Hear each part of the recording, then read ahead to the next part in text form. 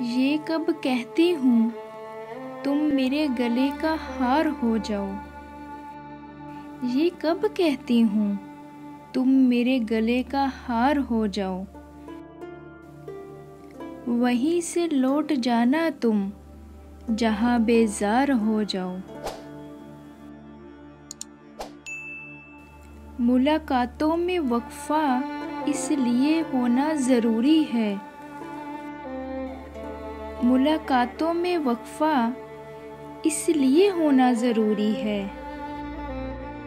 कि तुम एक दिन जुदाई के लिए तैयार हो जाओ। बहुत जल्द समझ में आने लगते हो ज़माने को। बहुत जल्द समझ में आने लगते हो ज़माने को।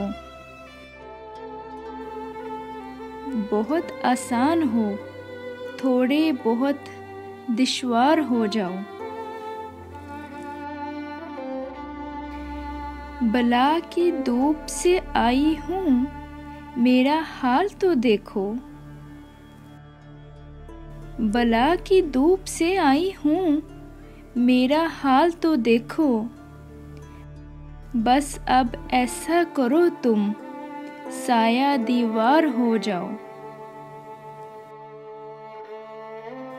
अभी पढ़ने के दिन हैं, लिख भी लेना हाले दिल अपना। अभी पढ़ने के दिन हैं, लिख भी लेना हाले दिल अपना। मगर लिखना तभी जब लायके इजहार हो जाओ। ये कब कहती हूँ तुम मेरे गले का हार हो जाओ। ये कब कहती हूँ तुम मेरे गले का हार हो जाओ।